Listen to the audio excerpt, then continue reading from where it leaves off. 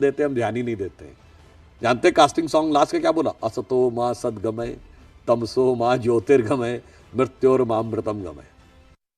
हमारा मजाक उड़ाते थे ना कि पितृपक्ष में पितरों को तर्पण देते हैं। ये क्या बेकार की बात है, बेवकूफ़ी की बात है। यहाँ पे किया और वहाँ कैसे हो जाएगा? हम अपने पूर्वजों के इंटेंगल्ड पार्टिकल हैं कि नहीं? एक ही पार्टिकल्स अलग हुए हैं कि नहीं? तो if there is an action on one particle, the action will be on the other particle anywhere in the universe.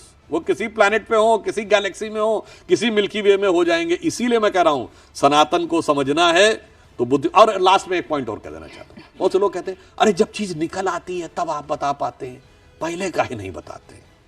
तो हम ये कहते हैं पहले भी लिखी होती है, आप समझने की बुद्धि नहीं रख पाते, इसलिए नहीं बात कर पाते। जैसे चौथी क्लास के बच्चे को आइंस्टीन की रिलेटिविटी थ्योरी की एमएससी की बुक दे दीजिए, वो नहीं समझ पाएगा। जब वो एमएससी में पहुंचेगा तब समझ पाएगा। तो आपका दोष नहीं है, आप जाके धीरे धीरे समझ पा रहे हैं। सुधांशु जी, आपसे चर्चा करके मैं ये बोलूं साइंस की नॉलेज बढ़ती है, अध्यात्म की नॉलेज बढ़ती है, पॉलिटिक्स की नॉलेज बढ़ती है, या सनातन पर ज्ञान बढ़ता है। इतना जरूर है जो अंतिम बात आपने कही कि आपका अपना कर्म ये तय करेगा कि आपकी अपनी नियति क्या होगी। वैसे मैं एक चीज और कह देना चाहता हूं जी बच्चों को, धर्म और विज्ञान कैसे जुड़ा हुआ होता है। अब जैसे मान लीजिए ये आपको भगवा रंग का दिखाई पड़ रहा है, इतनी साइंस तो सबने पढ़ी होगी, या ये ब्राउन कलर का दिख रहा है, तो ब्राउन क्यों दिखता है हमें?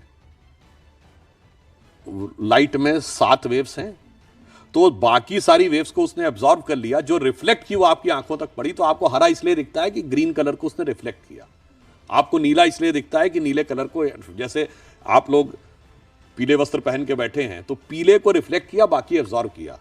इसका मतलब दुनिया में आपकी पहचान जो आपने एब्जॉर्ब कर लिया, जो धर लिया, उससे नहीं बनती है, जो आपने दिया उससे बनती है। साइंस भी यही बता रही है और हमारा धर्म भी यही बताता है कि ईशावास्य मिदम सर्वम यत किंच जगत्याम जगत तेन त्यक्तेन बुंजी था।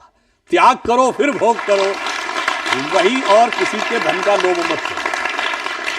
और इसलिए गीता में जो भगवान श्री कृष्ण कहते हैं, आज उन्हीं के कहे हुए श्लोक के साथ में कार्यक्रम के समाप्ति की तरफ बढ़ती हूँ। कर्मण्येवाधिकारस्ते मां फलेषु कदाचन मां कर्म फल हेतु भूर्माते संगत्सु कर्मणि। कर्म की इच्छा किए बिना कर्म करो, और कर्म कैसा हो?